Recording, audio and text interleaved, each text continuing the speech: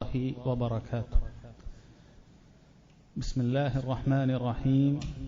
الحمد لله رب العالمين، والصلاة والسلام على أشرف الأنبياء والمرسلين نبينا محمد وعلى آله وصحبه أجمعين. أما بعد. ബഹുമാന്യരായ സഹോദരങ്ങളെ, സഹോദരിമാരെ, ഇന്ന് നമ്മൾ ഉംദത്തുൽ അഹ്കാമിലെ കിതാബ് സലയിൽ നിസ്കാരവുമായി ബന്ധപ്പെട്ട് പ്രതിപാദിക്കുന്ന ഹദീസുകൾ ഉൾക്കൊള്ളുന്ന കിതാബ് സലയിലെ ബാബുൽ മവാഖീത്തിലുള്ള ഹദീസുകളാണ് തുടർന്ന് വായിക്കുന്നത്. നമ്മൾ കഴിഞ്ഞ ക്ലാസ്സിൽ ബാബുൽ മവാഖീത്താണ് ആരംഭിച്ചത്. അഥവാ നിസ്കാരത്തിന്റെ സമയം, അതിനെക്കുറിച്ച് അറിയിക്കുന്ന ഹദീസുകൾ ഉൾക്കൊള്ളുന്ന ഉപ അധ്യായമാണ് ബാബുൽ മവാഖീത്ത് എന്നുള്ളത്. ഈ അധ്യായത്തിലുള്ള അടുത്ത ഹദീസ് അൻ അലിയിൻ റളിയല്ലാഹു അൻഹു അന്ന നബിയ സല്ലല്ലാഹു അലൈഹി വസല്ലം ഖാല യൗമൽ ഖന്ദഖ് മലഅ അല്ലാഹു ഖുബൂറഹും വബുയൂതഹും നാറാ കമാ ശഗലൂന അനിസ് സ്വലാത്തിൽ വുസ്താ ഹത്താ ഗാബത്തിശ് ശംസ് وفي لفظ لمسلم شغلونا عن الصلاة الوسطى صلاة العصر ثم صلاها بين المغرب والعشاء. ഈ ഹദീസിൽ അലി ഇബ്നു അബി ത്വാലിബ് റളിയല്ലാഹു അൻഹു അദ്ദേഹം നമ്മോട് പറയുകയാണ്, അന്ന നബിയ സല്ലല്ലാഹു അലൈഹി വസല്ലം ഖാല യൗമൽ ഖന്ദഖ്, ഖന്ദഖ് യുദ്ധത്തിന്റെ അന്ന് നബി സല്ലല്ലാഹു അലൈഹി വസല്ലം ഇപ്രകാരം പറഞ്ഞു, മല അല്ലാഹു ഖുബൂറഹും വബുയൂതഹും നാറാ, അല്ലാഹു സുബ്ഹാനഹു വ തആല അവരുടെ അഥവാ മുശ്രിക്കുകളുടെ ഖബറുകളും അവരുടെ വീടുകളും തീ കൊണ്ട് നിറക്കട്ടെ. കമാ ശഗലൂന അനിസ് സ്വലാത്തിൽ വുസ്താ ഹത്താ ഗാബത്തിശ് ശംസ്, സൂര്യൻ അസ്തമിക്കുവോളം നമുക്ക് അസ്സലാത്തുൽ വുസ്താ അഥവാ അസർ നിസ്കാരം അതിന് സാധിക്കാതെ നമ്മളെ തിരക്കിലാക്കിയ ആളുകളാണ് അവർ. വഫീ ലഫ്ദിൻ ലിമുസ്ലിമിൻ, ഇമാം മുസ്ലിം റിവായത്ത് ചെയ്ത ഹദീസിൽ പ്രകാരം കാണാം, ശഗലൂന അനിസ് സ്വലാത്തിൽ വുസ്താ സലാത്തുൽ അസ്ർ, അസർ നിസ്കാരം, മധ്യമ നിസ്കാരം, അസർ നിസ്കാരത്തെ തൊട്ട് അവർ നമ്മെ തിരക്കിലാക്കി കളഞ്ഞു. സുമ്മ സല്ലാഹ ബൈനൽ മഗ്രിബി വൽ ഇശാ, പിന്നീട് മഗ്രിബിന്റെയും ഇശായിന്റെയും ഇടയിലാണ് അസർ നിസ്കാരം നിസ്കരിച്ചത് എന്നാണ് ഈ ഹദീസ്.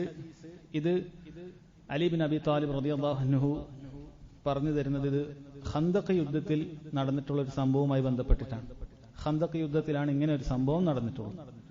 ഖന്ദഖ് യുദ്ധം ഇസ്ലാമിക യുദ്ധങ്ങളിൽ വളരെ പ്രസിദ്ധമായ ഒരു യുദ്ധമാണ്. നിങ്ങൾ അൽ അഹ്സാബ് യുദ്ധം എന്ന് കേട്ടിട്ടുണ്ടാവും. അത് തന്നെയാണ് ഖന്ദഖ് യുദ്ധം എന്ന് പറയുന്നത്. ഖന്ദഖ്, അവിടെ ഒരു കിടങ്ങ് കുഴിച്ചതിനാൽ അതിന്റെ ഖന്ദഖ് യുദ്ധം എന്ന് പറയപ്പെടുന്നു. മുശ്രിക്കുകൾ, ഖുറൈശികളും അതല്ലാത്ത മറ്റ് അറബി ഗോത്രങ്ങളും അതുപോലെ മദീനയിലുള്ള യഹൂദികളെല്ലാം തന്നെ ഇസ്ലാമിന് നേരെ സംഘടിച്ചതിനാൽ അതിനെ അഹ്സാബ് യുദ്ധം എന്ന് പറയുന്നു. അഹ്സാബ് എന്ന് പറഞ്ഞാൽ സംഘടിത കക്ഷികൾ, ഹിസ്ബിന്റെ ബഹുവചനമാണ് അഹ്സാബ്. അപ്പോൾ അഹ്സാബ് യുദ്ധം അതാണ് ഖന്ദഖ് യുദ്ധം. ഖന്ദഖ് യുദ്ധം അത് ഹിജറ 5-ാമത്തെ വർഷമാണ് നടക്കുന്ന. നബി സല്ലല്ലാഹു അലൈഹി വസല്ലം മദീനയിലെത്തി 5-ാമത്തെ വർഷം നടക്കുന്ന ഒരു യുദ്ധമാണ് ഖന്ദഖ് യുദ്ധം എന്ന് പറയുന്നത്. മുസ്ലിമീങ്ങൾക്ക് വളരെയധികം പ്രയാസമുണ്ടാക്കിയ ഒരു യുദ്ധമാണ് ഖന്ദഖ് യുദ്ധം. കാരണം എല്ലാ മുശ്രിക്കുകളും ഒരുമിച്ചുകൂടി ഇസ്ലാമിനെ ഇനി തുടച്ചു നീക്കണം, തകർക്കണം എന്ന ഉദ്ദേശത്തോടുകൂടി മദീനയിലേക്ക് തിരിച്ചതാണ്. അപ്പോൾ നബി സല്ലല്ലാഹു അലൈഹി വസല്ലമയും സഹാബത്തും അവിടെ ആ ഒരു യുദ്ധത്തെ നേരിടാൻ, ശത്രുക്കളെ നേരിടാൻ പ്രയോഗിച്ച ഒരു തന്ത്രത്തിൽപ്പെട്ടതാണ് ഖന്ദഖ് കുഴിക്കുക അഥവാ കിടങ്ങ് കുഴിക്കുക എന്നുള്ളത്. അത് പറയപ്പെടുന്നത് സൽമാൻ അൽ ഫാരിസി റളിയല്ലാഹു അൻഹുവിന്റെ അദ്ദേഹം നിർദ്ദേശിച്ച ഒരു തന്ത്രത്തിൽപ്പെട്ട ഒരു തന്ത്രമായിരുന്നു അത്, കിടങ്ങ് കുഴിക്കുക എന്നുള്ളത്. മദീനക്ക് ചുറ്റും 2 ഭാഗത്ത് മലകളാണ്. ആ മലകളെ താണ്ടി ഇപ്പുറത്തേക്ക് വരിക എന്നുള്ളത് ശത്രുക്കളെ സംബന്ധിച്ചിടത്തോളം പ്രയാസമുള്ള കാര്യമാണ്. അപ്പോൾ ആ ഭാഗത്ത് അവർ കിടങ്ങ് കുഴിച്ചില്ല. അതല്ലാത്ത മറ്റു 2 ഭാഗങ്ങളിലും കിടങ്ങ് കുഴിക്കുകയുണ്ടായി, ശത്രുക്കൾക്ക് പെട്ടെന്ന് എത്തിപ്പെടാൻ സാധിക്കാതിരിക്കാൻ. അങ്ങനെ ഒരുപാട് ദിവസങ്ങൾക്ക് പരിശ്രമിച്ചിട്ട് വളരെയധികം പട്ടിണിയിലും പരിവട്ടത്തിലും ഉണ്ടാകുന്ന സമയത്താണ് സഹാബത്തു നബി സല്ലല്ലാഹു അലൈഹി വസല്ലം ഈ ഖന്ദഖ് കുഴിക്കുന്നത്. അതുമായി ബന്ധപ്പെട്ട് ധാരാളം ചരിത്രം നമുക്ക് കാണാൻ സാധിക്കും. അങ്ങനെ ആ ഖന്ദഖ് കുഴിക്കുകയും ആ ഖന്ദഖിന്റെ അവസ്ഥ സൂറത്തുൽ അഹ്സാബിൽ അല്ലാഹു സുബ്ഹാനഹു വ തആല അവിടെ സംഭവിച്ചിട്ടുള്ള മുഅ്മിനീങ്ങൾക്ക് എത്രമാത്രം പ്രയാസകരമായിരുന്നു എന്ന് സൂചിപ്പിക്കുന്ന ആയത്തുകൾക്ക് നമുക്ക് കാണാം. അല്ലാഹു പറഞ്ഞു, ഇസ് ജാഊകും മിൻ ഫൗഖികും വമിൻ അസ്ഫല മിൻകും, നിങ്ങളുടെ മുകളിൽ നിന്നും, അഥവാ അവിടുന്ന് മക്കക്കാരായ ആളുകൾ അവർ ഒരുപാട് കക്ഷികളായിട്ട് വന്നു. മിൻ അസ്ഫല മിൻകും, അതുപോലെ നജ്ദിൽ നിന്നുള്ള ആളുകളും അവരും എല്ലാവരും തന്നെ ഇസ്ലാമിനെതിരെ ഒരുമിച്ച് കൂടി വന്ന സമയത്ത് ആ യുദ്ധത്തിന്റെ കാഠിന്യം കാരണം എല്ലാവരും മുസ്ലിമീങ്ങൾക്ക് നേരെ തിരിഞ്ഞു എന്ന കാരണത്താൽ അവരുടെ കണ്ണുകൾ തെറ്റിപ്പോയി, അവർക്ക് ഒരു നിയന്ത്രണമില്ലാതായിപ്പോയി. വബലഗത്തിൽ ഖുലൂബു അൽ ഹനാജിർ, അവരുടെ ഹൃദയങ്ങൾ തൊണ്ടക്കുഴിയിലെത്തിപ്പോയി. അഥവാ മരിച്ചു പോകുമെന്ന് തോന്നുന്ന രൂപത്തിലുള്ള പ്രയാസമുണ്ടാകുന്ന ഒരു യുദ്ധമായിരുന്നു അഹ്സാബ് യുദ്ധം എന്ന് പറയുന്നത്. അല്ലാഹു സുബ്ഹാനഹു വ തആല എന്നിട്ട് പറയുകയാണ്, അവർ ആ ഭയം കാരണത്താൽ അവർക്ക് അവരുടെ ഖൽബിൽ അള്ളാഹുവിനെ കുറിച്ച് അല്പം മോശം പോലും ചിന്തിച്ചു പോയി എന്നാണ്. അള്ളാഹു പറഞ്ഞു, വതളുന്നൂന ബില്ലാഹി ളുനൂന, നിങ്ങൾ അള്ളാഹുവിനെ കുറിച്ച് നല്ലതല്ലാത്ത ചിന്തകൾ വെച്ചു പുലർത്തി. എന്താണ് അള്ളാഹുവും റസൂലും പറഞ്ഞ വാഗ്ദാനങ്ങളൊന്നും പുലരുന്നില്ലേ? അള്ളാഹുവിന്റെ സഹായം കിട്ടുകയില്ലേ? എന്താണ് ഇങ്ങനെ സഹായം വൈകിപ്പോകുന്നത് എന്ന രൂപത്തിലുള്ള ചിന്തകൾ പോലും അവർക്കുണ്ടായി എന്നാണ്. അള്ളാഹു സുബ്ഹാനഹു വ തആല പറഞ്ഞു, ഹുനാലിക ഇബ്തുലിയൽ മുഅ്മിനൂന വസുൽസിലു സിൽസാലൻ ശദീദ, അവിടെ ഇതാ മുഅ്മിനീങ്ങൾ വളരെ ശക്തമായി പ്രകമ്പനം കൊള്ളിക്കുന്ന രൂപത്തിൽ പരീക്ഷിക്കപ്പെട്ടു എന്ന് അള്ളാഹു സുബ്ഹാനഹു വ തആല അറിയിക്കുകയാണ്. അപ്പോൾ വളരെ പ്രയാസകരമായ ഒരു യുദ്ധമായിരുന്നു അത് ആ യുദ്ധത്തിൽ പങ്കെടുത്ത ആളുകൾക്കല്ലാതെ അതിന്റെ കാഠിന്യം എത്രയാണെന്ന് പറഞ്ഞറിയിക്കാൻ സാധിക്കുകയില്ല. നമ്മളെ സംബന്ധിച്ചിടത്തോളം ദീനുൽ ഇസ്ലാമിൽ നടന്നിട്ടുള്ള മുഴുവൻ ചരിത്രങ്ങളിൽ നമുക്ക് പാഠമുണ്ട് എന്നുള്ളത് നമ്മൾ മനസ്സിലാക്കണം. പണ്ഡിതന്മാർ പറയുന്ന നബി സല്ലല്ലാഹു അലൈഹി വസല്ലമയുടെ 23 വർഷ ജീവിതകാലം അവിടുന്ന് ഒരു മുസ്ലിമിന് ഖിയാമത്ത് നാൾ വരെ ഉണ്ടാകാവുന്ന എല്ലാ സാഹചര്യങ്ങളും അവിടുന്ന് കടന്നുപോയിട്ടുണ്ട് എന്നാണ്. അങ്ങേയറ്റം പട്ടിണിയുടെ കാലഘട്ടം അവിടുന്ന് കടന്നുപോയിട്ടുണ്ട്. ശത്രുക്കൾ അങ്ങേയറ്റം ശാരീരികമായി ഉപദ്രവിക്കുന്ന കാലഘട്ടം അവിടുന്ന് സഹാബത്തിനും കടന്നുപോയിട്ടുണ്ട്. ഇങ്ങനെയുള്ള ഉപരോധങ്ങളുടെ കാലഘട്ടം കടന്നുപോയിട്ടുണ്ട്, യുദ്ധങ്ങളുടെ കാലഘട്ടം കടന്നുപോയിട്ടുണ്ട്, അങ്ങനെ പുറത്താക്കലിന്റെ കാലഘട്ടം കടന്നുപോയിട്ടുണ്ട്. നബി സല്ലല്ലാഹു അലൈഹി വസല്ലമയുടെ ചരിത്രം പരിശോധിക്കുന്ന ആളുകൾക്ക് അത് മനസ്സിലാക്കാൻ സാധിക്കും. അപ്പോൾ അതിൽ നമുക്കും പാഠമുണ്ട്. നമുക്കും ഒരുപാട് ഇങ്ങനെയുള്ള ഘട്ടങ്ങൾ വരുന്ന സമയത്ത് ആളുകൾ പെട്ടെന്ന് തന്നെ ഇതാ ഇവിടെ ഇസ്ലാം അങ്ങനെ ആയിപ്പോയി ഇങ്ങനെ ആയിപ്പോയി എന്നൊക്കെ ധരിച്ചുകൊണ്ട് അവരുടെ ദീനിന്റെ പല കാര്യങ്ങളും ഉപേക്ഷിക്കാൻ തയ്യാറാവുകയാണ്. ഇനി ഈ ദീനിന്റെ അടയാളങ്ങളൊക്കെ ഞാൻ കൊണ്ടു നടന്നു കഴിഞ്ഞാൽ ചിലപ്പോൾ എന്നെ ഇവിടുന്ന് പറഞ്ഞയക്കുന്ന കൂട്ടത്തിൽ ആദ്യം ഞാൻ പെട്ടുപോകും എന്നൊക്കെ വിചാരിച്ചുകൊണ്ട് അവർ ദീന് തന്നെ ഉപേക്ഷിക്കാൻ തയ്യാറാവുകയാണ്. യഥാർത്ഥത്തിൽ ഈ ചരിത്രങ്ങളും ഈ കഥകളും എല്ലാം തന്നെ നമ്മൾ വായിക്കുന്നത്, അള്ളാഹുവിന്റെ റസൂലിന്റെ ചരിത്രം നമ്മൾ പഠിക്കുന്നത് കേവലം ആവേശം കൊള്ളാനല്ല, അതിൽ വലിയ പാഠമുണ്ട്. നമുക്കും ഇങ്ങനെയുള്ള ഘട്ടങ്ങൾ വരുന്ന സമയത്ത് നമ്മളും ഉറച്ചു നിൽക്കേണ്ടതുണ്ട്. നിങ്ങൾ ആലോചിച്ച് നോക്ക്, യഥാർത്ഥത്തിൽ സഹാബത്ത് ഈ ഒരു പ്രതിസന്ധി ഘട്ടത്തിലൂടെ കടന്നു പോകുമ്പോൾ അവർ ചിലപ്പോൾ ചിന്തിച്ചിട്ടുണ്ടാവില്ല. കാരണം അവർക്ക് കൈവറിയില്ല ഇനി ഇങ്ങനെയുള്ള ഒരു വിജയത്തിന്റെ, ഇസ്ലാമിന് ഇങ്ങനെയുള്ള തുറവിയുടെ ഒരു കാലം വരാനുണ്ട്, മക്കം പോലും ഫത്ഹാകാനുള്ള കാലം വരാനുണ്ട് എന്നൊരു പക്ഷെ അവർ ചിന്തിച്ചിട്ടുണ്ടാവുകയില്ല. ഇത്രയും പ്രതിസന്ധി ഘട്ടങ്ങളിൽ കടന്നു പോകുമ്പോൾ അല്ലാഹു സുബ്ഹാനഹു വ തആല മക്കം ഫത്ഹുണ്ടായി, ആളുകൾ ദീനുൽ ഇസ്ലാമിലേക്ക് കൂട്ടം കൂട്ടമായി കടന്നു വന്നു. ഇതെല്ലാം പിന്നീട് നടന്നിട്ടുള്ള കാര്യമാണ്. അതുകൊണ്ട് നമുക്ക് യഥാർത്ഥത്തിൽ ചിന്തിച്ചു നോക്കിയാൽ ഇങ്ങനെയൊന്നുമുള്ള ഒരു പ്രതിസന്ധി ഘട്ടത്തിൽ നമ്മൾ ഒരിക്കലും ഇതുവരെ നമ്മൾ പോയിട്ടില്ല. അൽഹംദുലില്ലാഹ്, അള്ളാഹു നമ്മെ കാത്തിട്ടുണ്ട്. അള്ളാഹു അതുവരെ ഇനിയും നമ്മളെ കാക്കുമാറാകട്ടെ. അപ്പോൾ ഇങ്ങനെയുള്ള ഘട്ടങ്ങളിലെല്ലാം തന്നെ ഇത് നമ്മൾ ആ ചരിത്രം ശരിക്കും ഉൾക്കൊള്ളേണ്ടതുണ്ട്. അള്ളാഹു സുബ്ഹാനഹു വ തആല പിന്നീട് എങ്ങനെയാണ് മുഅ്മിനീങ്ങൾക്ക് ഈ അഹ്സാബ് യുദ്ധത്തിൽ വിജയം കൊടുത്തത് അള്ളാഹു അത് അറിയിക്കുന്നു. ശക്തമായ തണുത്ത കാറ്റിലൂടെ ശത്രുക്കളെ പരാജയപ്പെടുത്തിയെന്നാണ്. കിഴക്കൻ ഭാഗത്തു നിന്നുള്ള ശക്തമായ കാറ്റ്, തണുത്ത കാറ്റ് കാരണം മുശ്രിക്കുകൾക്ക് അവരുടെ തമ്പടിക്കാൻ സാധിച്ചിട്ടില്ല. അവർക്കവിടെ കിടക്കാൻ പറ്റുന്ന അത്രയും തണുപ്പുള്ള കൊടും കാറ്റ് ആ ഭാഗത്തേക്ക് ഉണ്ടായി എന്നാണ് അല്ലാഹു സുബ്ഹാനഹു വ തആല സൂറത്തുൽ അഹ്സാബിൽ പറയുന്നു. യാ അയ്യുഹല്ലദീന ആമനു ഉദ്കുറൂ നിഅമതല്ലാഹി അലൈക്കും ഇദ് ജാഅത്കും ജുനൂദുൻ ഫഅർസൽനാ അലൈഹിം റീഹ വജുനൂദൻ ലം തറൗഹ വകാന അല്ലാഹു ബിമാ തഅമലൂന ബസീറ. ഓ മുഅ്മിനീങ്ങളെ, നിങ്ങൾ ഓർമ്മിക്കുക, അല്ലാഹു സുബ്ഹാനഹു വ തആല നിങ്ങൾക്ക് ജുനൂദ്, അവന്റെ സൈന്യം അയച്ചുകൊണ്ട്, ഫഅർസൽനാ അലൈഹിം റീഹൻ, അതുപോലെ തന്നെ കാറ്റിനെ അയച്ചുകൊണ്ട്, വജുനൂദൻ ലം തറൗഹ, നിങ്ങൾ കാണാത്ത മലക്കുകളിൽപ്പെട്ട സൈന്യങ്ങളെ അല്ലാഹു സുബ്ഹാനഹു വ തആല അയച്ചുകൊണ്ട് നിങ്ങൾക്ക് ഈ യുദ്ധത്തിൽ വിജയം നൽകിയിരിക്കുകയാണ്. വകാന അല്ലാഹു ബിമാ തഅമലൂന ബസീറ. അല്ലാഹു സുബ്ഹാനഹു വ തആല തീർച്ചയായും നിങ്ങൾ പ്രവർത്തിക്കുന്നതെല്ലാം കൃത്യമായി കാണുന്നവനാകുന്നു എന്നറിയിക്കുന്നു. എന്നിട്ടാണ് ഈ ശേഷം നേരത്തെ പറഞ്ഞ ആയത്ത് അല്ലാഹു സുബ്ഹാനഹു വ തആല പറഞ്ഞത്, ഇജാഉകും മിൻ ഫൗഖികും വമിൻ അസ്ഫല മിൻകും, നിങ്ങൾക്ക് മുകളിൽ നിന്നും താഴ്ഭാഗത്തു നിന്നും ശത്രുക്കൾ വന്നു. വഇസാഖത്തിൽ അബ്സാറു വബലഗത്തിൽ ഖുലൂബുൽ ഹനാജിർ, നിങ്ങളുടെ കണ്ണുകൾ അവിടെ നിന്നും തെറ്റിപ്പോകുന്ന അവസ്ഥയിൽ, നിങ്ങളുടെ കൽബുകൾ തൊണ്ടക്കുഴിയിൽ എത്തുമാറ് പ്രയാസങ്ങളും പേടിക്കുന്ന അവസ്ഥയും ഉണ്ടായി. വതളുന്നൂന ബില്ലാഹി ളുനൂന, അല്ലാഹുവിനെ കുറിച്ച് നിങ്ങൾ മോശമായിട്ട് പോലും ചിലപ്പോൾ ചിന്തിച്ചു പോയി. ഹുനാലിക ഇബ്തുലിയൽ മുഅ്മിനൂന വസുൽസിലു സിൽസാലൻ ശദീദ. ഇങ്ങനെ അല്ലാഹു സുബ്ഹാനഹു വ തആല മുഅ്മിനീങ്ങളെ പരീക്ഷിക്കുകയും ശക്തമായിട്ടുള്ള പ്രകമ്പനം കൊള്ളുന്ന രൂപത്തിലുള്ള പരീക്ഷണങ്ങൾ നിങ്ങൾക്കുണ്ടാകുകയും ചെയ്തു എന്ന് പറഞ്ഞു. ഈ സമയത്ത് മുനാഫിക്കുകളുടെ സ്വഭാവം അവിടെ പ്രകടപ്പെട്ടിട്ടുണ്ട്. മുനാഫിക്കുകൾ പറഞ്ഞു വഇദ് യഖൂലുൽ മുനാഫിഖൂന വല്ലദീന ഫീ ഖുലൂബിഹിം മറദും മാ വഅദനല്ലാഹു വറസൂലുഹു ഇല്ലാ ഗുറൂറ. മുനാഫിക്കുകൾ അഥവാ ഹൃദയത്തിൽ ഇസ്ലാമില്ല, ബാഹ്യമായിട്ട് മാത്രമേ ഉള്ളൂ. ഇസ്ലാമിൽ നിന്ന് കിട്ടുന്ന, മുസ്ലിമീങ്ങളിൽ നിന്ന് കിട്ടുന്ന എന്തെങ്കിലുമൊക്കെ ആ ഒരു ലാഭം കിട്ടാൻ വേണ്ടി മാത്രം മുസ്ലിങ്ങളുടെ കൂട്ടത്തിൽ നിൽക്കുന്ന ആളുകളുണ്ട്.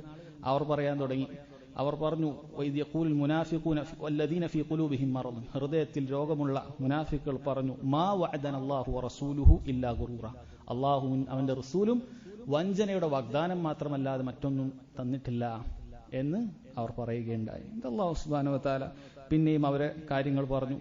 മുനാഫിക്കുകൾ വീണ്ടും പറഞ്ഞു ഇദ് ഖാലത് ത്വായിഫത്തും മിൻഹും യാ അഹ്ല യസ്രിബ് ലാ മുഖാമ ലക്കും ഫർജിഉ. യസ്രിബ് എന്ന് പറഞ്ഞാൽ മദീനയുടെ മറ്റൊരു പേരാണ്. ഓ മദീനക്കാരെ, നിങ്ങൾക്കിനി നിക്കക്കള്ളിയില്ല. ലാ മുഖാമ ലക്കും ഫർജിഉ, മടങ്ങിക്കോ, ഇനിയെങ്കിലും മടങ്ങിയാൽ നിങ്ങൾക്ക് രക്ഷപ്പെടാം. ഇനി വെറുതെ ഈ അള്ളാഹുവിന്റെയും മുഹമ്മദിന്റെയും വാക്ക് കേട്ടിട്ട് നിങ്ങൾ ഇവിടെ തമ്പുറപ്പിച്ചാൽ നിങ്ങൾ മരിച്ചുപോകും, മടങ്ങിക്കോളൂ എന്ന് പറഞ്ഞു. എന്നിട്ടോ അവരിൽപ്പെട്ട ചില മുനാഫിക്കുകൾ വയസ്തഇദിനു ഫരീഖും മിൻഹുമുൻ നബിയ്യ യഖൂലൂന ഇന്ന ബുയൂതന ഔറ, നമ്മുടെ വീടിന് കുറെ കേടുപാടുകളൊക്കെ ഉണ്ട്, പ്രയാസങ്ങളുണ്ട് എന്ന് പറഞ്ഞ് അനുമതി തേടി അവർ യുദ്ധത്തിൽ നിന്നും പിന്മാറിപ്പോയി. വമാ ഹിയ ബിഔറ, അല്ലാഹു പറയുന്ന അങ്ങനെ ഒരു പ്രയാസമൊന്നും അവർക്ക് അവരുടെ വീടുകൾക്ക് ഉണ്ടായിട്ടില്ല.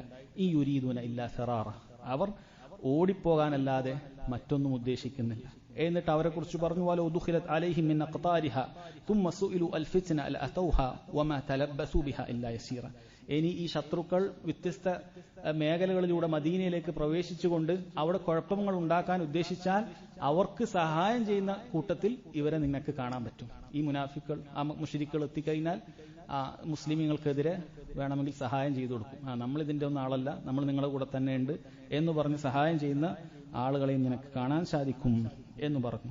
അല്ലാഹു സുബ്ഹാനഹു വ തആല ഈ കഥയുടെ അവസാനത്തിൽ പറഞ്ഞു വറദ്ദല്ലാഹു അല്ലദീന കഫറു ബിഗൈലിഹിം ലം യനാലു ഖൈറ. അല്ലാഹു സുബ്ഹാനഹു വ തആല മുശ്രിക്കുകൾ, കാഫിറുകളെ, അവരെ ആ ഒരു കോപം അതങ്ങനെ അല്ലാഹു മടക്കി കളയുകയുണ്ടായി. ലം യനാലു ഖൈറ, അല്ലാഹു സുബ്ഹാനഹു വ തആല ഒരു ഖൈറും അവർക്ക് നേടാൻ അനുവദിച്ചിട്ടില്ല. വകഫല്ലാഹുൽ മുഅ്മിനീനൽ ഖിതാൽ, അല്ലാഹു മുഅ്മിനീങ്ങൾക്ക് യുദ്ധമില്ലാതെ മതിയാക്കി തന്നു. വകാന അല്ലാഹു ഖവിയ്യൻ അസീസ, അല്ലാഹു അങ്ങേയറ്റം പ്രതാപിയും അതുപോലെ അങ്ങേയറ്റം ഖവിയും ശക്തിയുമുള്ളവനാകുന്നു എന്ന് പറഞ്ഞു. നമ്മൾ ഈ കഥ ഇതിന്റെ മുന്നിൽ പറഞ്ഞു ഇബ്നു ഉസൈമീൻ റഹിമഹുല്ലാഹ്, അദ്ദേഹം പറഞ്ഞു പ്രത്യേകിച്ച് ഇൽമു പഠിക്കുന്ന ആളുകൾ, ദീന് മനസ്സിലാക്കുന്ന ആളുകളെ സംബന്ധിച്ചിടത്തോളം നബി സല്ലല്ലാഹു അലൈഹി വസല്ലമയുടെ ഇത്തരം സീറകൾ അത് പഠിക്കൽ വളരെ അനിവാര്യമായ കാര്യമാണ്.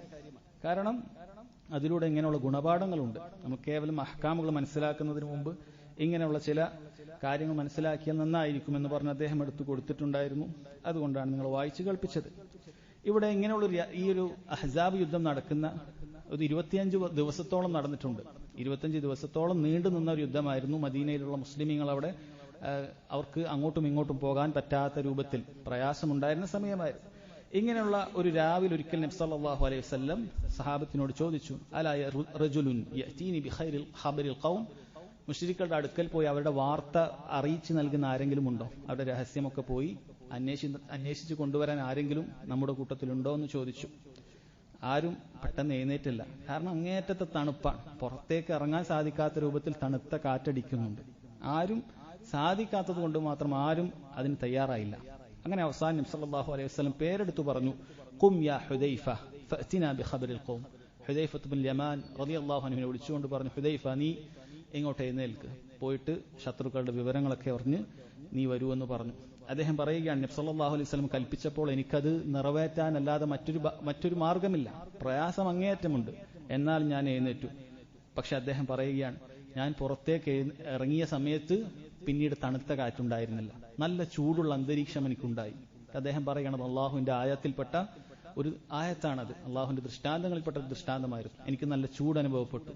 അങ്ങനെ അദ്ദേഹം അവിടെ പോയി അബൂ സുഫിയാന്റെയും കൂട്ടരുടെയും അടുക്കൽ അദ്ദേഹം ഇരിക്കുകയുണ്ടായി. എന്നിട്ട് അബൂ സുഫിയാൻ അന്ന് ശത്രുക്കളുടെ ഭാഗത്താണ്.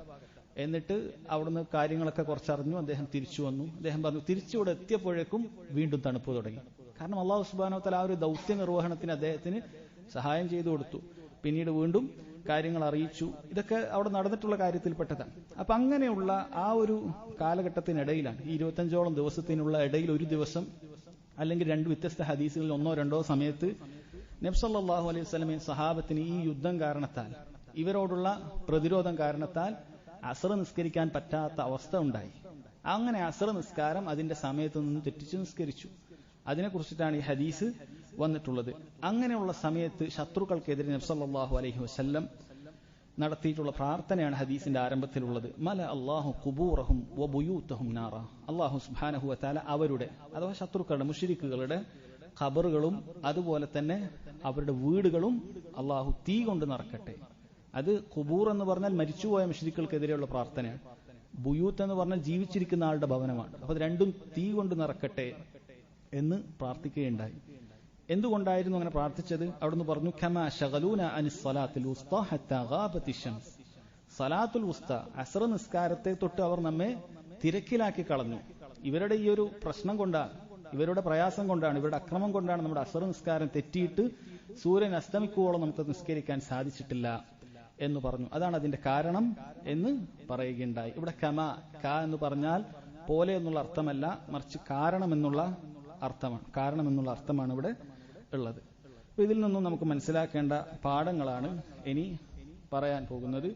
ഒന്നാമതായിട്ട് ഇവിടെ മുശ്രിക്കുകൾക്കെതിരെ ദുആ ചെയ്തിരിക്കും. നമ്മുടെ വിഷയം ഫിഖ്ഹിന്റെ ഈ ഒരു ഭാഗമാണെങ്കിലും തുടക്കത്തിൽ ഒരു കാര്യം നമുക്കുണ്ടാകും. ഇവിടെ മുശ്രിക്കുകൾക്കെതിരെ നബി സല്ലല്ലാഹു അലൈഹി വസല്ലം ദുആ ചെയ്തിരിക്കുന്നു. അപ്പോൾ അങ്ങനെ മുശ്രിക്കുകൾക്കെതിരെ ദുആ ചെയ്യുന്നത് എങ്ങനെയാണ്?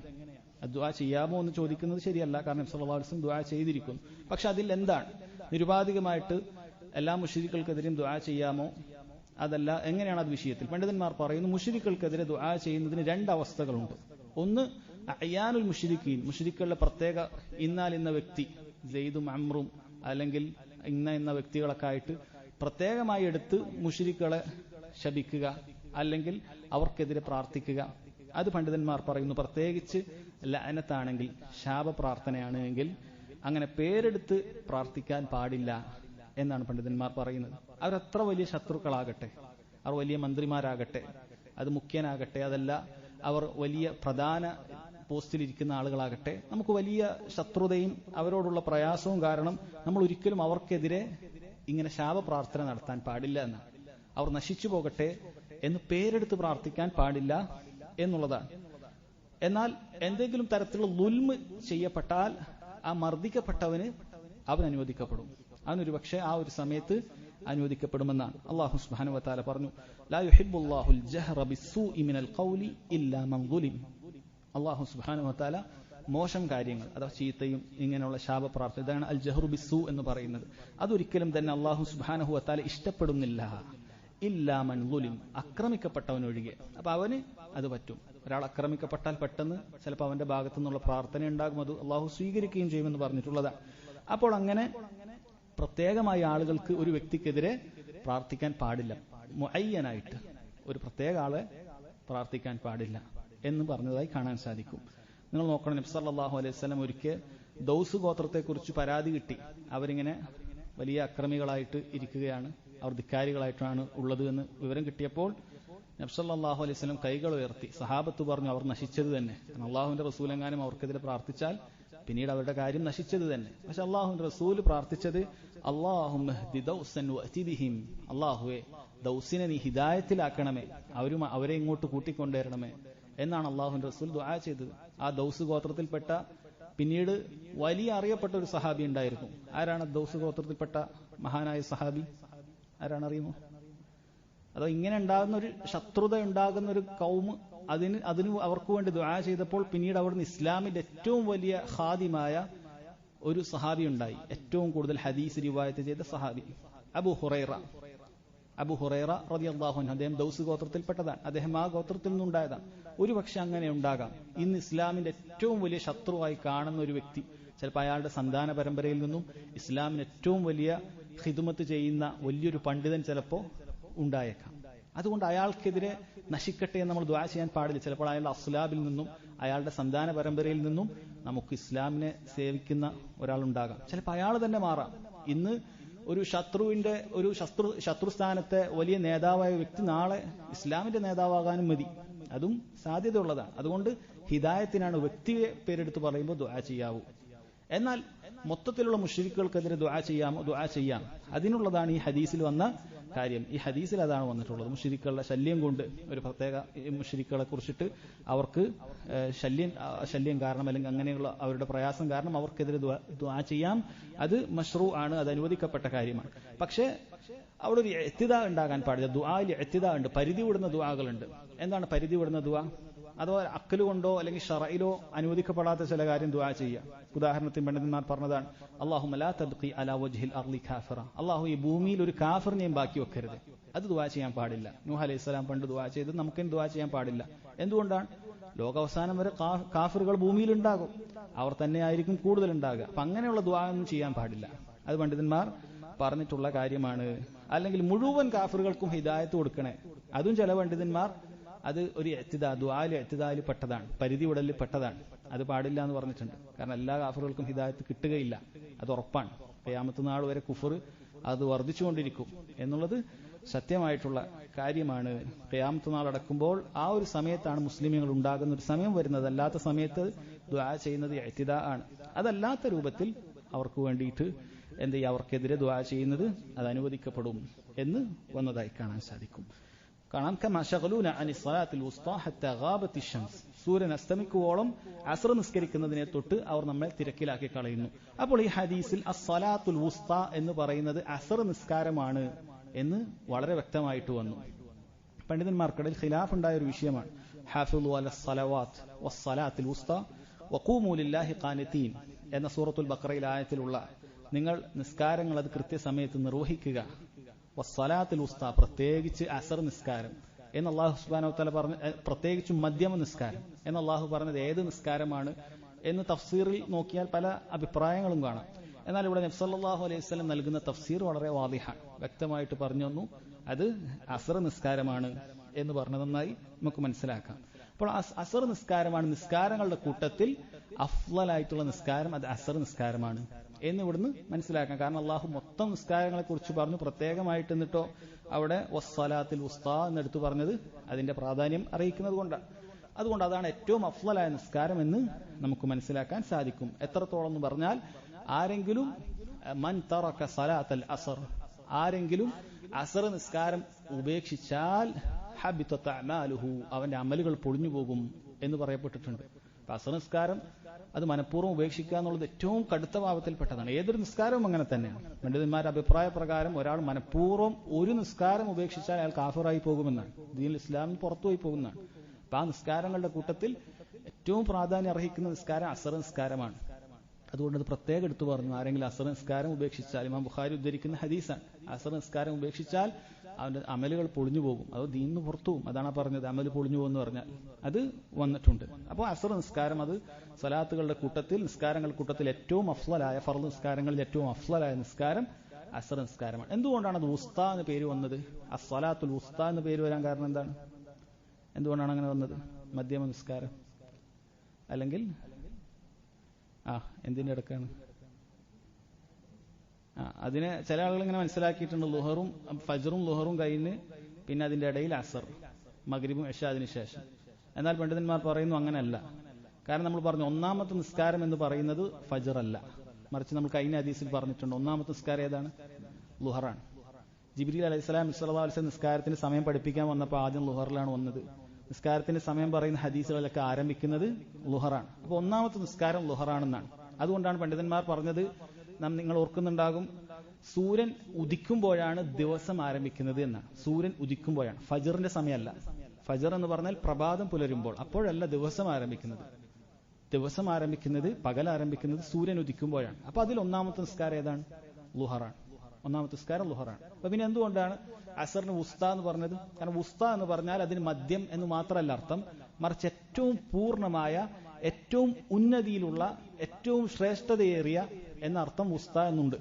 ഏതുപോലെ അല്ലാഹു സുബ്ഹാനഹു വ തആല നബിയെയും സഹാബത്തിനെയും പറഞ്ഞു, വകദാലിക ജഅൽനാകും ഉമ്മതൻ വസത, പ്രകാരം നിങ്ങളെ വസതിയത്തുള്ള അഥവാ ഏറ്റവും ഉന്നത പൂർണ്ണമായ രൂപത്തിലുള്ള ഒരു സമുദായമാക്കി നിങ്ങളെ മാറ്റി എന്ന് അല്ലാഹു സുബ്ഹാനഹു വ തആല പറഞ്ഞിട്ടുണ്ട്. അപ്പോൾ വസത്ത് എന്ന് പറഞ്ഞാൽ അതെപ്പോഴും നടുവിൽ തന്നെ ഉണ്ടാകുക അതാണ് എന്നല്ല, മറിച്ച് ഏറ്റവും പൂർണ്ണമായ, ഏറ്റവും നന്നായിട്ടുള്ളതിനെയാണ്, ഉയർന്നു നിൽക്കുന്നതിനെയാണ് വസത്ത് എന്ന് പറയുക എന്ന് പറയപ്പെടുന്നു. അതാണ് അതിൻ്റെ ഒരു കാര്യം. അതുകൊണ്ട് തന്നെ അസർ എന്ന് പറയുന്നത് അതുകൊണ്ടാണ്, അങ്ങനെയാണ് അഫ്ളലായിട്ടുള്ള നിസ്കാരം എന്ന് ആ ആയത്തിലൂടെ മനസ്സിലാക്കാം എന്നാണ്.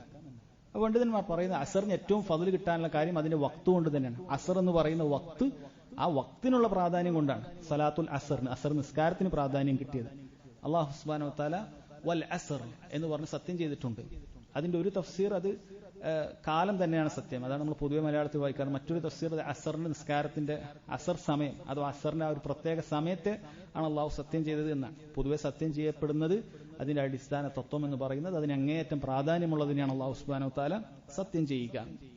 ഇതെല്ലാം അറിയിക്കുന്നത് അസർ നിസ്കാരത്തിന്റെ പ്രാധാന്യമാണ്, അത് വേഗത്തിൽ നിസ്കരിക്കുക എന്നുള്ളതാണ്. അസർ നിസ്കാരം അതിന്റെ സമയം കഴിഞ്ഞിട്ട് ഒഴിവാക്കുന്നത് അത് വൻ പാവത്തിൽപ്പെട്ട, നാം പറഞ്ഞു ദീൻ മനഃപൂർവ്വമാണെങ്കിൽ ദീനിൽ നിന്ന് തന്നെ പുറത്തു പോകാൻ പറ്റുന്ന കാര്യമാണ്. എന്നാൽ അതുമാത്രവുമല്ല, ഒരാൾ മഗ്രിബിന്റെ സമയത്തേക്ക് വൈകിപ്പിക്കുന്നത് പോലും ശക്തമായി വിലക്കുള്ള കാര്യമാണ്. ഒരാൾക്ക് ലറൂറത്തിന്റെ അത്യാവശ്യത്തിന്റെ സമയത്തല്ലാതെ മഗ്രിബിന്റെ അടുക്കലേക്ക് കൊണ്ടുവന്ന് അസർ നിസ്കരിക്കുക എന്നുള്ളത് അത് അങ്ങേയറ്റം കടുത്ത ഭാഷയിൽ വന്നിട്ടുള്ള എതിർപ്പ് വന്നിട്ടുള്ള ഒരു കാര്യമാണ് എന്ന് പറഞ്ഞു. ഹത്താ ഗാബത്തി ശംസ്, സൂര്യൻ അസ്തമിക്കുവോളം. അപ്പൊ ഇതിൽ നമുക്ക് മനസ്സിലാകുന്നത് നബി സല്ലല്ലാഹു അലൈഹി വസല്ലം സൂര്യൻ അസ്തമിച്ചതിന് ശേഷമാണ് അസർ നിസ്കരിച്ചത് എന്നാണ്. സൂര്യൻ അസ്തമിച്ചതിന് ശേഷമാണ് അസർ നിസ്കരിച്ചത് എന്നാണ്. ഇമാം മുസ്ലിം റിവായത്ത് ചെയ്യുന്നതിൽ ശഗലൂന അനി സ്വലാത്തുൽ ഉസ്ത സ്വലാത്തുൽ അസർ എന്ന് തന്നെ പ്രത്യേകം സ്വലാത്തുൽ അസറിന് എടുത്ത് പറഞ്ഞിട്ടുണ്ട്. പിന്നെ പറഞ്ഞു സുമ്മ സല്ലഹ ബൈനൽ മഗ്രിബി വൽ ഇശാ, പിന്നീട് മഗ്രിബിന്റെയും ഇശായിന്റെയും ഇടയിൽ അസർ നിസ്കരിച്ചു എന്നാണ്. ഇപ്പോൾ ഇവിടെ രണ്ട് രൂപത്തിൽ മനസ്സിലാക്കാം.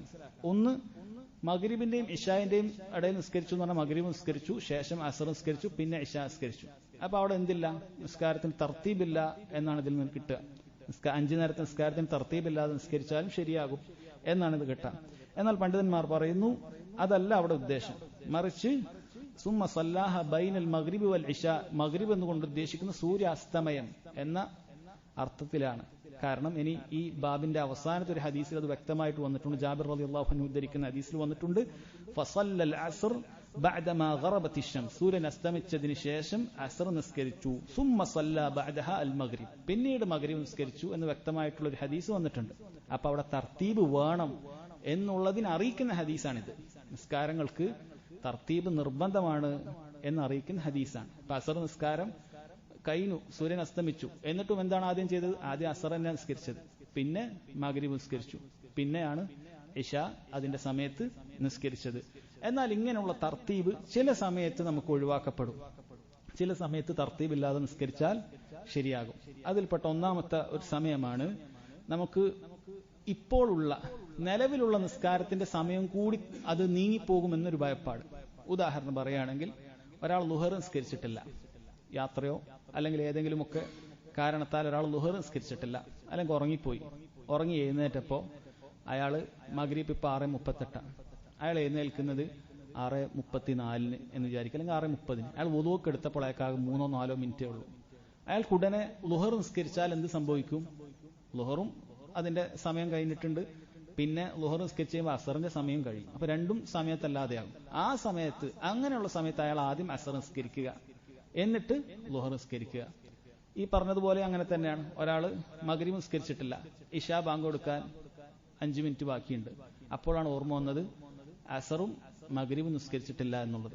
അപ്പോൾ മഗ്രിബ് നിസ്കരിക്കുകയാണെങ്കിൽ മഗ്രിബ് വക്തിൽ നിസ്കരിക്കാൻ പറ്റും. അസർ ഏതായാലും വക്ത് പോയി, അപ്പോൾ അസർ നിസ്കരിക്കാൻ പോയാലോ മഗ്രിബും പോവും അസറും പോവും, രണ്ടും വക്തിൽ നിന്ന് പോവും. അപ്പൊ അങ്ങനെയുള്ള സമയത്ത് രണ്ടാമത് നിസ്കരിക്കുന്ന നിസ്കാരത്തിന്റെ സമയം കൂടി തീരാൻ പോവുകയാണ് എന്നുള്ള സമയത്ത് ആ നിസ്കാരം ആദ്യം നിസ്കരിക്കാം, എന്നിട്ട് മുമ്പേ ഉള്ള നിസ്കാരം നിസ്കരിക്കാം. അപ്പൊ അങ്ങനെയുള്ള ഒരു സമയത്ത് തർത്തീബ് തെറ്റിക്കാം. ഇദാ ഖശിയ ഖുറൂജു വഖ്തി സ്വലാ അസ്സാനിയ, രണ്ടാമത്തെ നിസ്കാരത്തിന്റെ ആ ഒരു സമയം തെറ്റുമെന്ന് ഭയപ്പെട്ടാൽ അങ്ങനെ നിസ്കരിക്കാം എന്നാണ്. രണ്ടാമത്, ഒരാൾ മറന്നുകൊണ്ട് ഈ പറയപ്പെടുന്ന തർത്തീബിലുള്ള രണ്ടാമത്തെ നിസ്കാരം നിസ്കരിച്ചു സലാം വീട്ടി.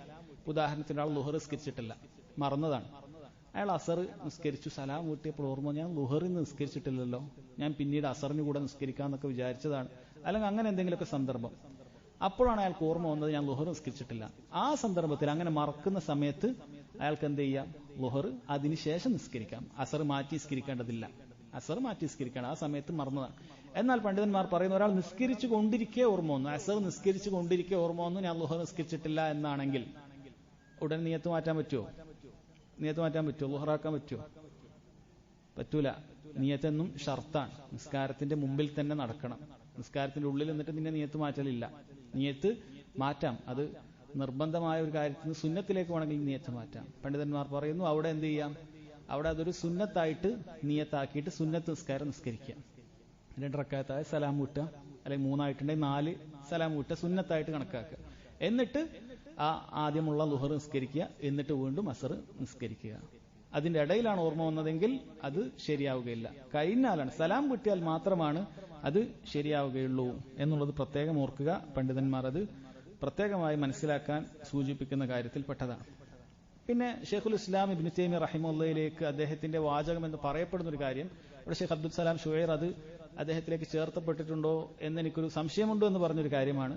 ജമാഅത്ത് നിസ്കാരമുണ്ട് എങ്കിൽ ആദ്യം ആ ജമാഅത്ത് നിസ്കാരം നിസ്കരിച്ചിട്ട് പിന്നെ കഴിഞ്ഞു പോയത് നിസ്കരിക്കാമെന്ന്. ഉദാഹരണത്തിന് ഒരാൾ മഗ്രിബിന് ഇവിടെ എത്തിയപ്പോൾ അസർ നിസ്കരിച്ചിട്ടില്ല, ഇപ്പൊ മഗ്രിബ് ജമാഅത്ത് നടക്കുകയാണെങ്കിൽ വേഗം മഗ്രിബ് ജമാഅത്തിൽ കൂടിയിട്ട് പിന്നെ അസർ നിസ്കരിക്കാമെന്നുള്ളൊരു അഭിപ്രായം അത് ഷെയ്ഖുൽ ഇസ്ലാമിലേക്ക് ചേർത്ത് പറഞ്ഞിട്ടുണ്ട് എന്നാണ്.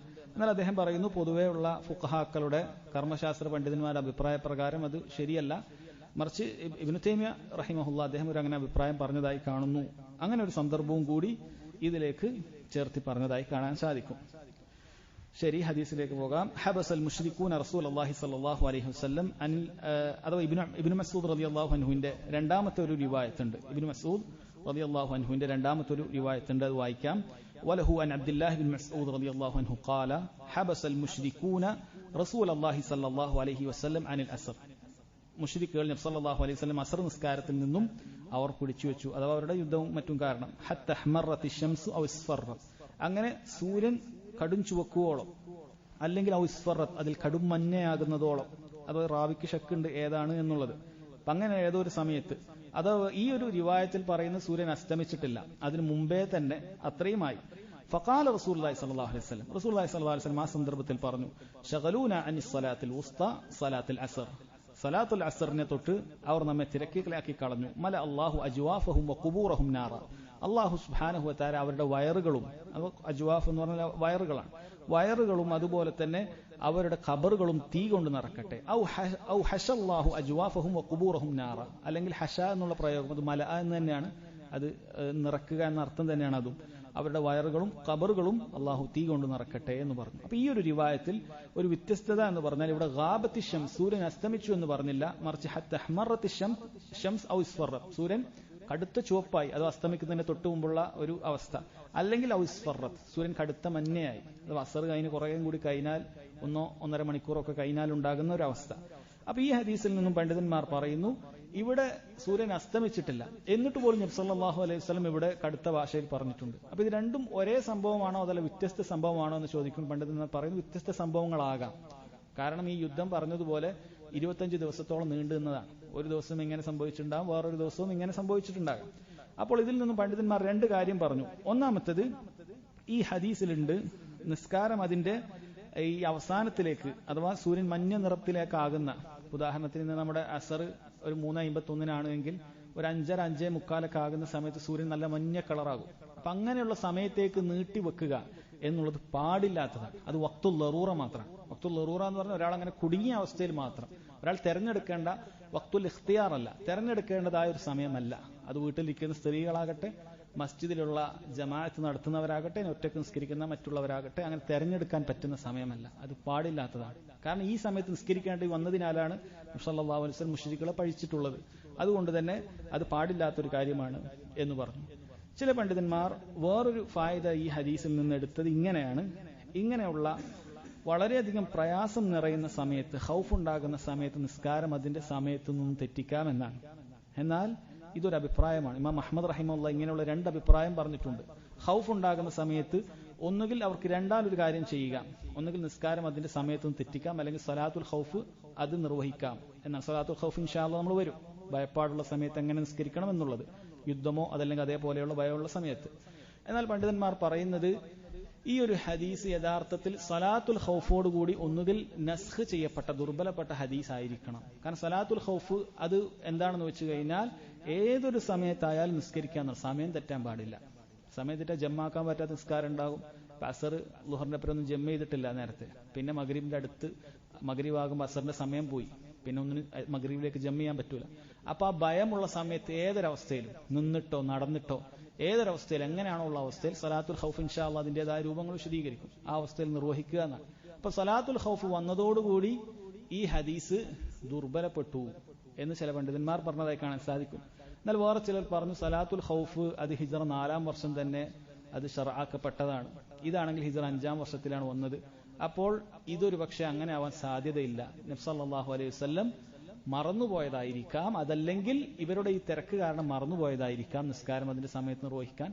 അതല്ല എങ്കിൽ ഇത് അങ്ങേയറ്റത്തെ പ്രയാസം കാരണം, അത് ഒരാൾ എന്താണ് നിസ്കരിക്കുന്നത് എന്നുപോലും മനസ്സിലാക്കാൻ പറ്റാത്ത ഖൗഫുള്ള സമയത്ത് ആയിരിക്കാം ഇത്. അങ്ങനെയുള്ള സമയത്ത് അത് സമയം തെറ്റിച്ചാലും തിരക്കേടില്ല എന്നതുകൊണ്ടായിരിക്കാം എന്നെല്ലാം ചില പണ്ഡിതന്മാർ ഈ ഒരു ഹദീസിൽ നിന്നും പറഞ്ഞതായി കാണാൻ സാധിക്കും. എന്ത് തന്നെയായാലും നിസ്കാരം അതിന്റെ സമയത്ത് തന്നെ നിർവഹിക്കണം, എന്തു പ്രയാസമുണ്ടായാലും നിർവഹിക്കണം എന്നതാണ് സ്വലാത്തുൽ ഖൗഫിന്റെ ഹദീസുകളിലൂടെ നമുക്ക് മനസ്സിലാക്കാൻ സാധിക്കുന്നത്. എന്തു പ്രയാസമുണ്ടായാലും ആ സമയത്ത് നമ്മൾ നിർവഹിക്കണം എന്നുള്ളതാണ്.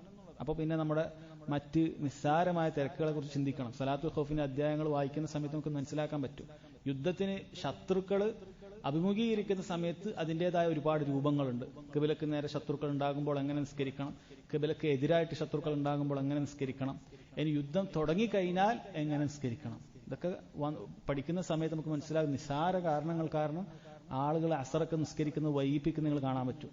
പ്രത്യേകിച്ചും ടൗണുകളിൽ കച്ചവട സ്ഥാപനങ്ങൾക്ക് ഇടയിലുള്ള മസ്ജിദുകളിൽ നിങ്ങളൊരു വൈകിട്ട് പോയി നോക്കിയാൽ 5:30ക്കും 6 മണിക്കൊക്കെ അസർ നിസ്കരിക്കാൻ നല്ല തിരക്ക് കാണാൻ പറ്റും. കാരണം അവരെ ജോലിയും അവിടെ എല്ലാ കാര്യങ്ങളും അവരെ ഗുഡ്സൊക്കെ പറഞ്ഞയച്ച് അവരെ ഗുഡ്സൊക്കെ വന്നതൊക്കെ സ്വീകരിച്ചൊക്കെ റെഡിയാക്കി അന്നത്തേക്കുള്ള കച്ചവടമൊക്കെ നല്ല റാഹത്തായി.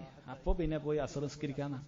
അള്ളാഹു സ്വീകരിക്കുമോ എന്ന് പോലും അറിയില്ല. അത്രയും മനഃപൂർവ്വം സ്ഥിരമായിട്ട് ഇങ്ങനെ ചെയ്യുന്ന ആളുകളെ കാണാൻ സാധിക്കും. അടുത്ത തെറ്റാണ്, വൻ പാപത്തിൽപ്പെട്ട കാര്യമാണ്. മനഃപൂർവ്വം അങ്ങനെ ചെയ്യാൻ പാടില്ലാത്തതാണ്. കാരണം അതിന്റെ സമയത്ത് നിന്ന് തെറ്റിക്കുക എന്നുള്ളതാണ് അവിടെ വരുന്നത്. ആ സമയത്തിലേക്ക് എത്തിക്കപ്പെട്ടതിന്റെ പേരിൽ മുശ്രിക്കുകൾ നബി സല്ലല്ലാഹു അലൈഹി വസല്ലം ശക്തമായി ശപിക്കുകയാണ്. അപ്പോൾ എത്രത്തോളം ഗൗരവമാണ് അങ്ങനെ സമയം അസർ വൈകിപ്പിക്കുക എന്നുള്ളത് മനസ്സിലാക്കുക. എല്ലാ നിസ്കാരവും അങ്ങനെ തന്നെ. ശരി, അടുത്ത ഹദീസ് അൻ അബ്ദുല്ലാഹി ഇബ്നു അബ്ബാസ് റളിയല്ലാഹു അൻഹുമാ ഖാല أعتم النبي صلى الله عليه وسلم بالعشاء فخرج عمر فقال الصلاة يا رسول الله رقد النساء والصبيان فخرج ورأسه يقطر يقول لولا أن أشق على أمتي أو على الناس لأمرتهم بهذه الصلاة هذه الساعة. നബി സല്ലല്ലാഹു അലൈഹി വസല്ലം ഇശാ ഒരിക്കൽ വൈകി നിസ്കരിച്ചതുമായി ബന്ധപ്പെട്ട് വന്ന ഒരു ഹദീസാണ്. അത് ഇശാ നിസ്കാരത്തിന്റെ അഫ്ളൽ വഖ്ത്, ഏറ്റവും ശ്രേഷ്ഠതയേറിയ വഖ്ത് ഏതാണ് എന്ന് ഈ ഹദീസിൽ മനസ്സിലാക്കാം. അപ്പൊ ആ ഹദീസ് ഇങ്ങനെയാണ്. അബ്ദുല്ലാഹി ഇബ്നു അബ്ബാസ് റളിയല്ലാഹു അൻഹുമയാണ് നമുക്ക് റിവായത്ത് ചെയ്തു തരുന്നത്. അദ്ദേഹം പറയുന്നു, അഅ്തമ നബിയു സല്ലല്ലാഹു അലൈഹി വസല്ലം ബിൽ ഇശാ. നബി സല്ലല്ലാഹു അലൈഹി വസല്ലം ഇശാ അഅ്തമ ചെയ്തു. അഅ്തമ എന്ന് പറഞ്ഞാൽ തഅഖറ, വൈകിപ്പിച്ചു. ഐ ദഖല ഫീ വഖ്തിൽ അൽ അത്മ, അത്മയുടെ സമയത്തെത്തി. അത്മ എന്ന് പറഞ്ഞാൽ പണ്ഡിതന്മാർ പറയുന്നു സല്ലഹ ഇൻദമാ യകൂനു ളലാമു മുസ്തദ്ദ. ഈ ഇരുട്ടെപ്പോഴും ഇങ്ങനെ കൂടിക്കൊണ്ടേയിരിക്കും. അസ്തമിച്ച സമയത്തുള്ള ഇരുട്ടായിരിക്കില്ല ഇശായുടെ സമയത്താകുമ്പോൾ. പിന്നീട് ആ ഇരുട്ട് ഏറ്റവും കൂടുതൽ കടുക്കുന്നത് അർദ്ധരാത്രിയാകുമ്പോഴാണ്. അങ്ങനെ അത്തമത്ത് എന്ന് പറഞ്ഞാൽ നല്ല കടുക്കാൻ തുടങ്ങിയ സമയമാണ്. അപ്പൊ ആ ഒരു സമയത്തേക്കാണ്, അത് രാത്രിയുടെ 1/3 കഴിയുമ്പോഴാണ് ആ സമയം. അതാണ് കൂടുതൽ അത്തമത്ത് വരുന്നത്. അപ്പൊ അങ്ങനെയുള്ള ഒരു സമയത്തേക്ക് ഒരിക്കൽ നബി സല്ലല്ലാഹു അലൈഹി വസല്ലം ഇശയെ വൈകിപ്പിച്ചു. കാരണം അവിടുത്തെ ആദത്ത് എന്ന് പറഞ്ഞാൽ ഇന്നത്തെ മാതിരി ഇങ്ങനത്തെ ഒരു ക്ലോക്ക് തൂക്കിയിട്ട് അതിന്റെ സമയമാകുമ്പോൾ അങ്ങനെ അതിൽ ബെല്ലടിക്കുമ്പോൾ ഇമാം ഒന്ന് നിസ്കരിക്കുക എന്നല്ല. അതൊക്കെ പിന്നീട് ഉണ്ടായതാണ്. അന്ന് ബാങ്ക് കൊടുക്കും സമയമായാൽ, പിന്നീട് ഇഖാമത്തെപ്പോഴാ കൊടുക്കുക, ഇമാമ് മസ്ജിദിലേക്ക് കയറി വരണം. അത് ചിലപ്പോൾ 15 മിനിറ്റ് കൊണ്ട് വരും, ചിലപ്പോൾ അരമണിക്കൂർ കൊണ്ട് വരും. അതായിരുന്നു രീതി. അപ്പൊ നബി സല്ലല്ലാഹു അലൈഹി വസല്ലം ഒരിക്കൽ അങ്ങനെ വന്നില്ല.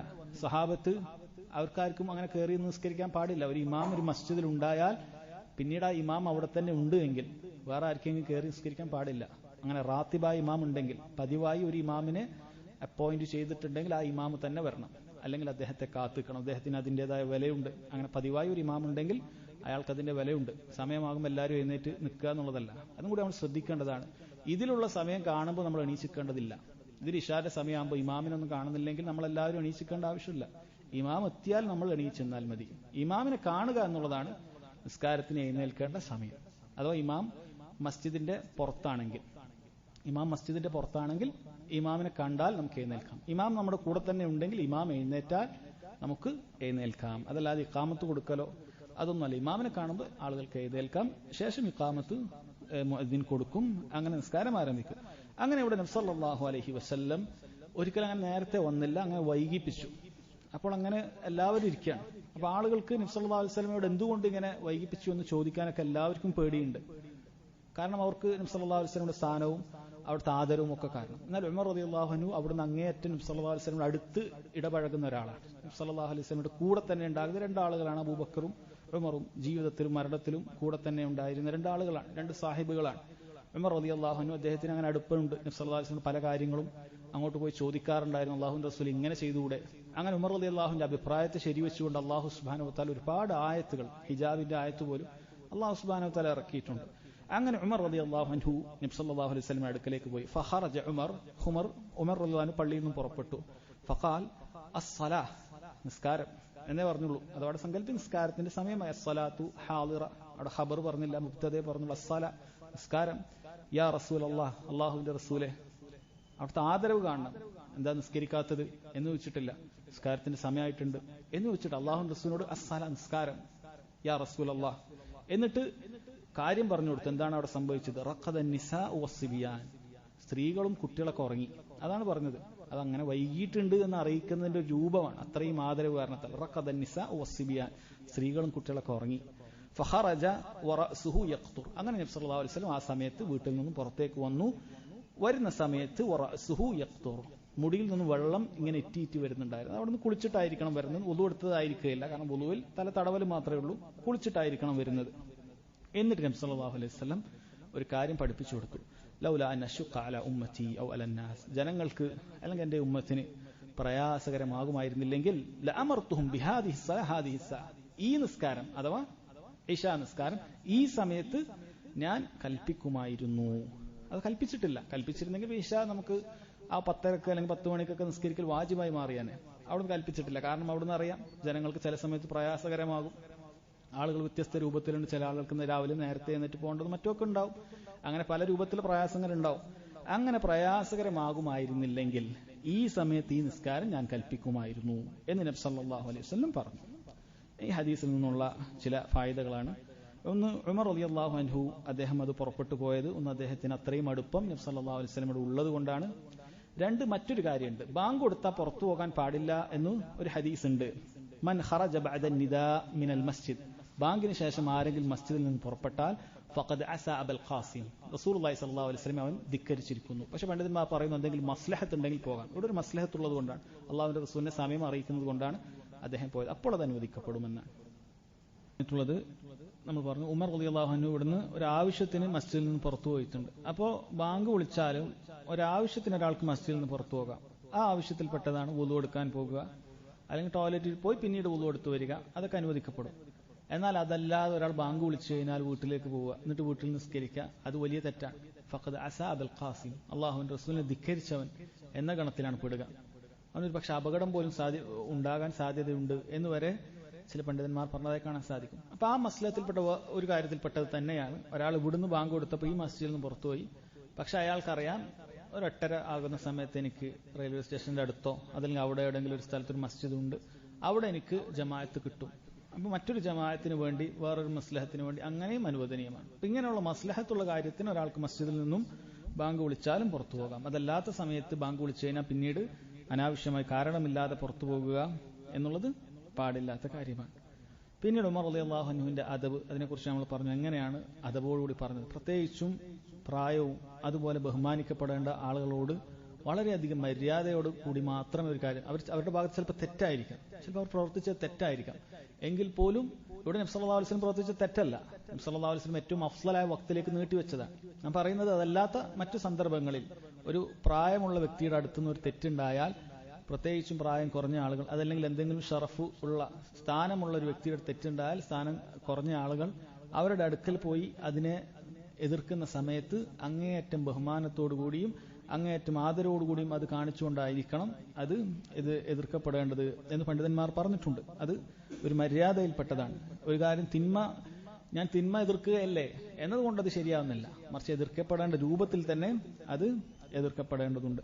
പിന്നെ ഈ ഹദീസിൽ വന്നിട്ടുണ്ട് ഇവിടെ റഖദ നിസാ വസ്സിബിയാൻ, സ്ത്രീകളും കുട്ടികളൊക്കെ ഉറങ്ങി. അപ്പൊ സ്ത്രീകളും കുട്ടികളും മസ്ജിദിൽ വരാറുണ്ടായിരുന്നു എന്ന് ഈ ഹദീസിൽ പണ്ഡിതന്മാർ പറഞ്ഞതായി കാണാൻ സാധിക്കും. അഥവാ ഒരാൾക്ക് പ്രായപൂർത്തി എത്താത്ത, വേണ്ട തമീസ് എത്താത്ത 7 വയസ്സിനും കൂടി താഴെയുള്ള കുട്ടികളെ മസ്ജിദിലേക്ക് കൊണ്ടുവരാം. പക്ഷെ അവിടെ പണ്ഡിതന്മാർ പറയുന്ന ഒരു കാര്യമുണ്ട്, മാ ലം യകുൻ ഫീഹി അദിയ, അവനെ കൊണ്ട് ഉപദ്രവം ഉണ്ടെങ്കിൽ കൊണ്ടുവരാതിരിക്കണം. ചില കുട്ടികൾ അത് ഭയങ്കരമായി മസ്ജിദിലെ ബുദ്ധിമുട്ടുണ്ടാക്കും. നിസ്കാരക്കാരൊക്കെ ശുഗലാക്കും. ചില നിസ്കരിക്കുന്ന ആൾ മുന്നിലൂടെയൊക്കെ നടന്നും ഓടിയും ആകെ ബഹളം ഉണ്ടാക്കും. നിസ്കരിക്കുന്ന ആളുകളുടെ വസ്തുക്കളൊക്കെ ഉപദ്രവിക്കും. ചില കുട്ടികൾ അങ്ങനെ പ്രകൃതത്തിൽ ഉണ്ടാകാം, കുറച്ചു കഴിഞ്ഞാൽ ചിലപ്പോൾ മാറും. പക്ഷെ അത് ആളുകളെ കൊണ്ട് ബുദ്ധിമുട്ടിക്കുന്ന ഒരവസ്ഥ ഉണ്ട് എങ്കിൽ അത്തരം കുട്ടികളെ കൊണ്ടുവരാതിരിക്കുക. അതല്ലാതെ കുഴപ്പമില്ലാതെ വന്ന് നിസ്കരിച്ചു പോകുന്ന കുട്ടികളെ കൊണ്ടുവരാം, അതിൽ തെറ്റില്ല എന്നീ ഹദീസിൽ തെളിവുണ്ട് എന്നാണ്. എന്നാൽ വേറെ ചില പണ്ഡിതന്മാർ പറഞ്ഞു ഈ പറഞ്ഞതിന്റെ അർത്ഥം അങ്ങനെ മസ്ജിദിൽ തന്നെ ആയിക്കൊള്ളുന്നില്ല. ഒരുപക്ഷെ അന്ന് കാലഘട്ടത്തിൽ നബി സല്ലല്ലാഹു അലൈഹി വസല്ലമയുടെ ജമാഅത്ത് കൈനാലെ വീട്ടിൽ നിന്ന് സ്ത്രീകൾ നിസ്കരിക്കാറുണ്ടായിരുന്നു എന്ന് വേണമെങ്കിൽ ആവാം. അല്ലാഹു ആലം, അങ്ങനെയുമാകാം എന്ന് ചില പണ്ഡിതന്മാർ പറഞ്ഞു. എന്തായാലും പ്രയാസം ഉണ്ടാക്കാത്ത കുട്ടികളെ മസ്ജിദിലേക്ക് കൊണ്ടുവരുന്നതിന് തെറ്റില്ല എന്നത് തന്നെയാണ് ഇതിൽ മനസ്സിലാക്കാൻ സാധിക്കുന്നത്. ഫഖറജ വറഅസുഹു യഖ്തുർ, നബി സല്ലല്ലാഹു അലൈഹി വസല്ലം മുടിയിൽ നിന്നും വെള്ളം ഉറ്റി വീഴുന്നത് അവിടുന്ന് കുളിച്ചിട്ടായിരുന്നു വന്നത് എന്ന് മനസ്സിലാക്കാം. എന്നിട്ട് പറഞ്ഞ ഈ ഒരു കാര്യമാണ് നമ്മുടെ വിഷയം. ലൗലാ അനശുക അല ഉമ്മത്തി ഔ അലന്നാസ്, ജനങ്ങൾക്ക് പ്രയാസകരമാകുന്നില്ലെങ്കിൽ ലഅമർതുഹും ബിഹാദിഹി സ്വലാഹ ഹാദിഹി സഅ, ജനങ്ങൾക്ക് നിസ്കാരം ഈ സമയത്ത് ഞാൻ കൽപ്പിക്കുമായിരുന്നു. അപ്പൊ ഇശാന്റെ അഫ്ദൽ വക്ത് 1/3 രാത്രിയുടെ 1/3 എങ്ങനെയാണ് നമ്മൾ കണക്കാക്കുക?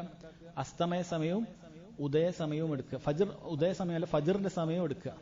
ഫജറിന്റെ ബാങ്കിന്റെ സമയവും സൂര്യൻ അസ്തമിക്കുന്ന സമയമൊക്കെ എടുത്തിട്ട് അതിനെ 3 വിഭജിച്ചാൽ, ഇപ്പൊ 12 മണിക്കൂർ രാത്രി ഉണ്ട് എങ്കിൽ 3 വിഭജിച്ചാൽ മഗ്രിബിന് ശേഷം 4 മണിക്കൂറായിരിക്കും വരിക. ഇപ്പൊ 6:30 മഗ്രിബാണെങ്കിൽ 10:30 ആയിരിക്കും കിട്ടുക നമുക്ക് 4 കൂട്ടിയ. അപ്പൊ 10 മണി 10:30യുടെ ഇടയിൽ നിസ്കരിക്കലാണ് അഫ്ളൽ. പക്ഷെ ജനങ്ങൾക്ക് ഒരു പ്രയാസകരമാകുമെങ്കിൽ പണ്ഡിതന്മാർ പറഞ്ഞു, പ്രത്യേകിച്ച് ഇന്ന കാലഘട്ടത്തിൽ ഇന്നത്തെ ഷെഡ്യൂളുകളൊക്കെ അങ്ങനെ ആയിപ്പോയി. അതുകൊണ്ട് എല്ലാവരും ഇപ്പോൾ നിസ്കരിക്കുന്നത് പോലെ നിസ്കരിക്കുക എന്നുള്ളത് തന്നെയാണ് നല്ലത്. ഇനി അതല്ല, ഇതെപ്പോഴാണ്, ഇത് ആർക്കാണ് ഇത് അപ്ലൈ ചെയ്യാൻ പറ്റിയത്? ആർക്കും അപ്ലൈ ചെയ്യാൻ പറ്റാത്തൊരു കാര്യമൊന്നുമല്ല. ഇപ്പോൾ ഒരു സ്ഥലത്ത് മസ്ജിദിൽ പ്രത്യേകിച്ച് നാട്ടുകാരൊന്നും വരുന്നില്ല, കുറച്ച് വിദ്യാർത്ഥികളും ഉസ്താദും മാത്രമുണ്ട്. അവരെ സംബന്ധിച്ചിടത്തോളം അവർക്ക് അവരുടെ മറ്റ് ഇൽമു പഠിക്കലും മറ്റു കാര്യങ്ങളൊക്കെ നടന്നുകൊണ്ട് ഈ ഇശാഇനെ 10 മണിക്കൊക്കെ നിസ്കരിക്കൽ അതാണ് അഫ്ളൽ. ബാങ്ക് കൊടുത്ത ഉടനെ നിസ്കരിക്കുന്നതിനേക്കാളും അവർക്ക് അഫ്ളലായിട്ടുള്ളതാണ്. അല്ലെങ്കിൽ നമ്മൾ യാത്ര പോവുകയാണ്, യാത്രയിലാണ്, നമുക്ക് യാത്രക്കാരായ ആളുകൾക്ക് എപ്പോൾ വേണമെങ്കിലും ആ സമയത്ത് നമ്മൾ എന്തായാലും മസ്ജിദിലായിരിക്കില്ല, അവർക്ക് നിസ്കരിക്കുന്ന സമയത്തും ഈ 10 മണിയൊക്കെ തിരഞ്ഞെടുക്കാം. അതല്ലെങ്കിൽ വീട്ടിലുള്ള സ്ത്രീകൾ അവർക്ക് ഈ സമയത്ത് നിർവഹിക്കാം. പക്ഷെ അവർ ഉറങ്ങിപ്പോകുകയില്ല എന്നുള്ളത് കാര്യം ഉറപ്പുവരുത്തണം. പക്ഷേ ഞാൻ പറഞ്ഞിട്ട് 10 മണിക്ക് വരെ എന്നിട്ട് അവസാനം ഉറങ്ങി സുബഹിക്ക് എഴുന്നേറ്റ് ആവുന്ന അവസ്ഥ ഉണ്ടാകരുത്. അല്ലെങ്കിൽ രാത്രിയുടെ പകുതിയൊന്നും കടന്നു പോകാൻ പാടില്ല, നിസ്ഫു ലൈൽ കടന്നു പോകാൻ പാടില്ല. അത് ഇശായുടെ വക്താണ് നിസ്ഫുൽ ലൈൽ എന്ന് പറയുന്നത്. അപ്പോൾ അത് കടന്നു പോകാൻ പാടില്ല. അതല്ല എങ്കിൽ അവർക്കൊരു 9:30-10 മണിയൊക്കെ ആയിട്ട് നിസ്കാരപ്പായിൽ വന്ന് സ്ത്രീകൾ നിസ്കരിക്കുകയാണ് എങ്കിലും അവർക്കും അഫ്ളൽ ആ വക്തിൽ നിസ്കരിക്കൽ തന്നെയാണ് എന്ന് പണ്ഡിതന്മാർ പറഞ്ഞതായി കാണാൻ സാധിക്കും. ഇൻഷാ അല്ലാഹ് ബാക്കി നമുക്ക് അടുത്ത ക്ലാസ്സിൽ മനസ്സിലാക്കാം. അല്ലാഹു സുബ്ഹാനഹു വ തആല കാര്യങ്ങൾ മനസ്സിലാക്കാനും നമ്മുടെ ജീവിതത്തിൽ കൊണ്ടുവരാനുമുള്ള തൗഫീക്ക് നൽകി അനുഗ്രഹിക്കുമാറാകട്ടെ. റബ്ബന തഖബ്ബൽ മിന്നാ ഇന്നക അൻതസ് സമീഉൽ അലീം വതുബ് അലൈനാ ഇന്നക അൻതത് തവ്വാബുർ റഹീം. റബ്ബന ആതിനാ ഫിദ് ദുനിയ ഹസന വഫിൽ ആഖിറതി ഹസനതൻ വഖിനാ അദാബൻ നാർ. വല്ലാഹു അഅലം വസല്ലല്ലാഹു അലാ നബീന മുഹമ്മദിൻ വഅലാ ആലിഹി വസഹ്ബിഹി വസല്ലം.